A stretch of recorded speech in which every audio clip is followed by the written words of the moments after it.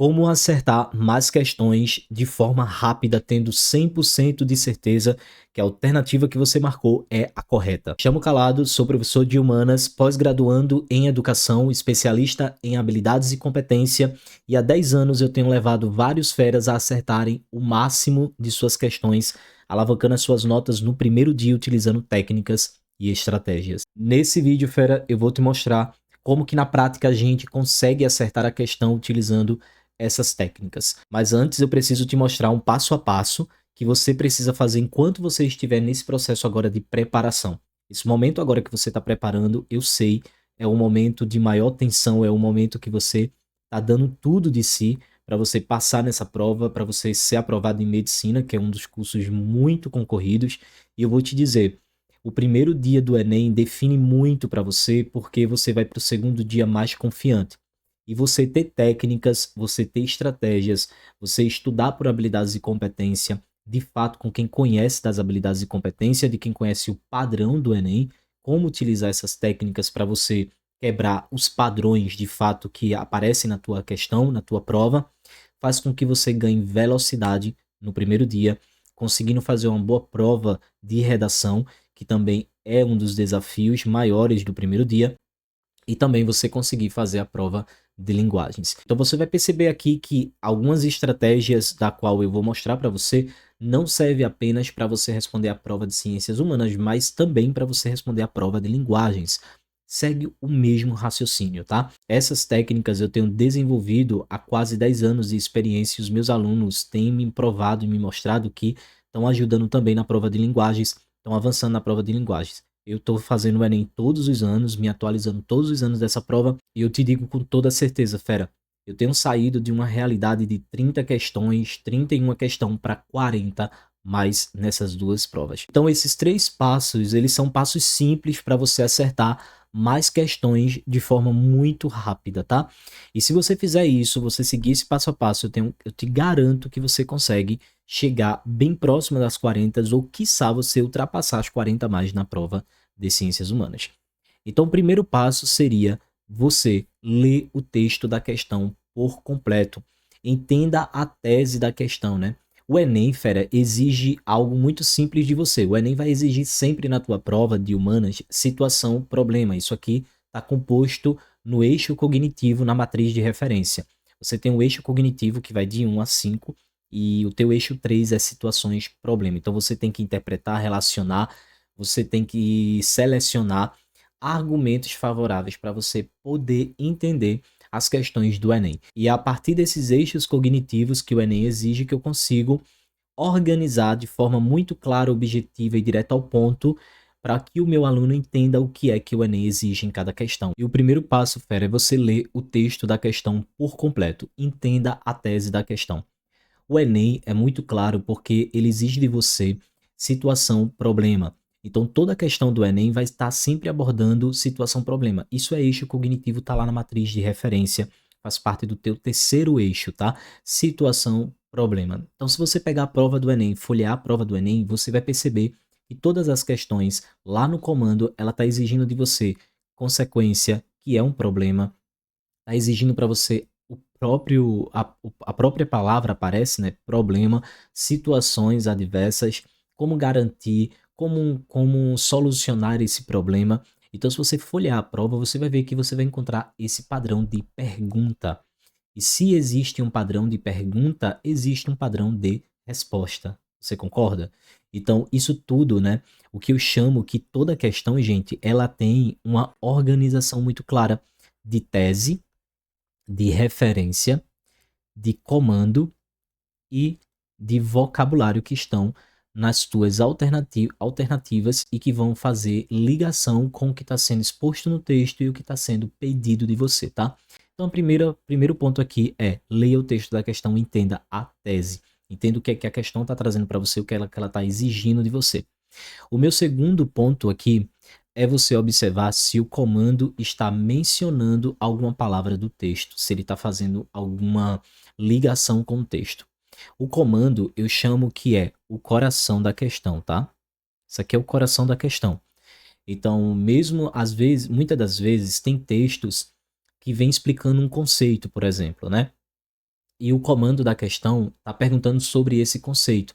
Se você já conhece o conceito, por exemplo, o conceito de conurbação, né, de urbanização da geografia. Se você conhece o conceito de ética para Platão, às vezes você não precisa nem ler o texto, porque você já sabe aquele conceito, você já estudou, você foi um fera que estava estudando aí o conteúdo, decorando conceitos, que nem precisa decorar conceitos, venhamos e convenhamos.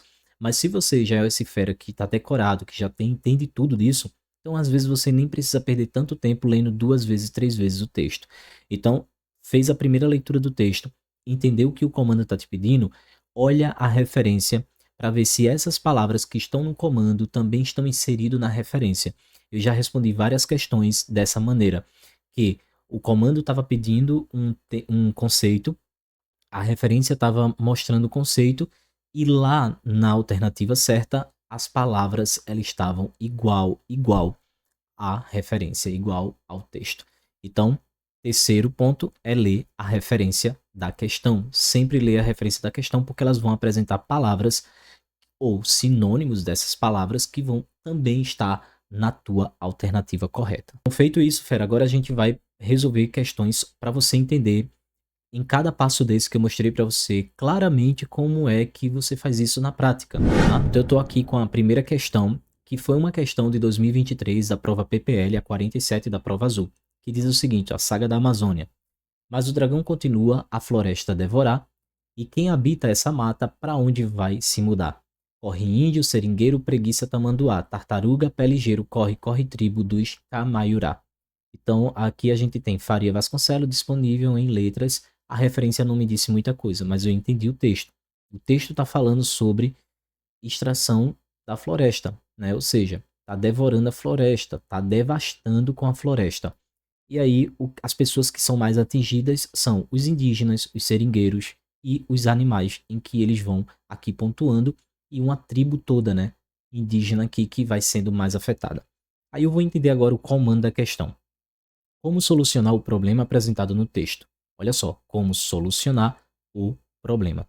Tá vendo que as palavras, elas aparecem? É a palavra do eixo cognitivo do Enem, situação problema. O problema tá aqui. Qual é o problema? O problema é correr índio? É seringueiro? É preguiça? Não. O problema é a devastação da floresta.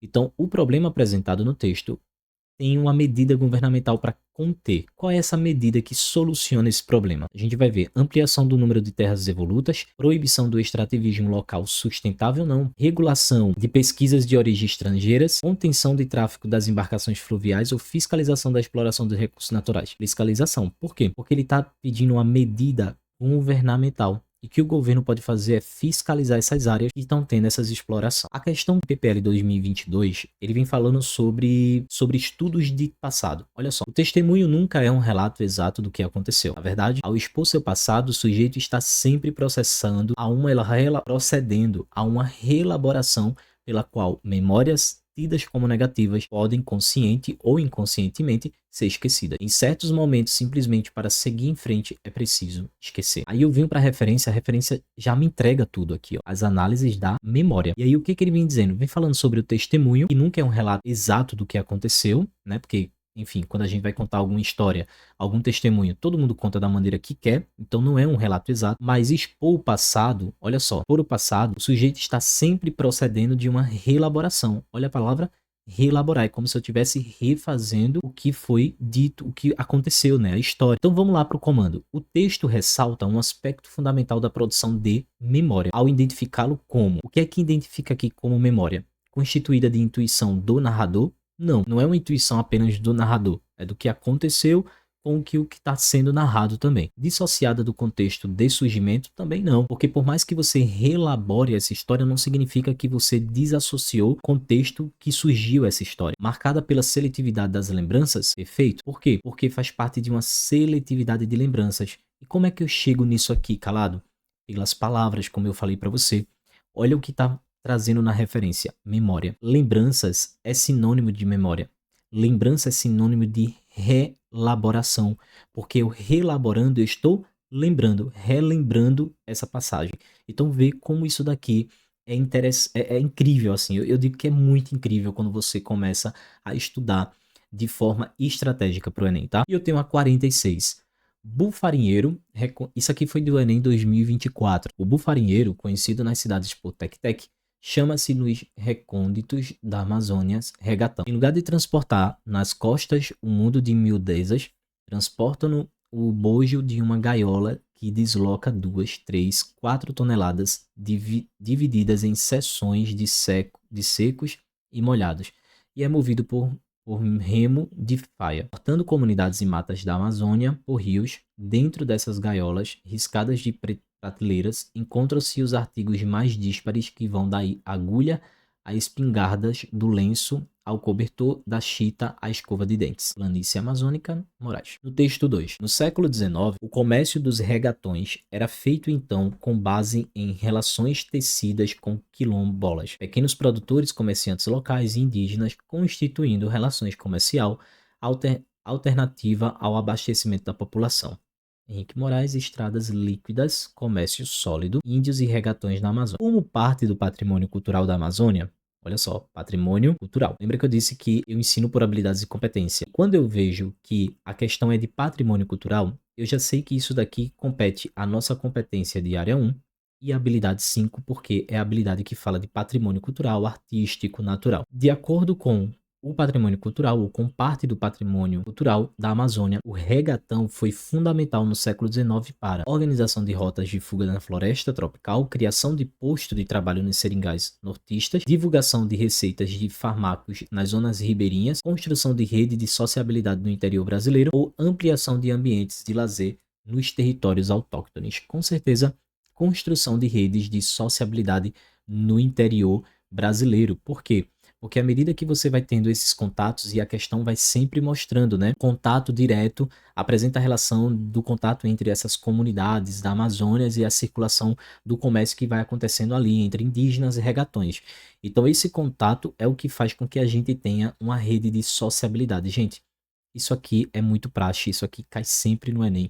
Questões sobre sociabilidade, sobre a afetividade, regionofilia, né, que está ligado à região e à afetividade do lugar. Então, tudo isso é questão gabaritada no Enem todos os anos. Então, você precisa ter aulas expositivas sobre isso e como o Enem exige a partir das habilidades e competências. Quando a gente estuda as competências e habilidades, a gente sabe que o patrimônio cultural pertence à habilidade 5 e a competência de área 1, onde fala sobre cultura, a gente vai saber que construção de redes e sociabilidade também faz parte da cultura do nosso povo. De forma muito rápida, clara, fera, você consegue chegar nas alternativas, porque o Enem, ele é muito objetivo. O Enem exige de você habilidades e competência. Se você estudar por habilidades e competência, tendo técnicas e estratégia de como responder as questões, eu tenho a certeza que você fará uma prova em rápido tempo. Eu diria que 1 hora do seu tempo já é o suficiente para você conseguir responder todas as questões, deixando ali 30 minutos para você responder o seu gabarito, tendo a certeza para revisar as questões e assim chegar ao máximo e alavancar suas notas no primeiro dia. Se você deseja fazer isso de forma consistente, eu estou com aulas toda segunda-feira, às 19 horas, durante uma sequência de 6 semanas, te ensinando cada competência diária da tua prova e as habilidades, como elas são exigidas e como o Enem vai exigir de você. Então, se você quer participar, clica no link abaixo, inscreva-se, entre no grupo do WhatsApp para você ficar avisado das lives e assim participar toda segunda-feira às 19 horas aqui ao vivo junto comigo. Eu espero você. Até lá.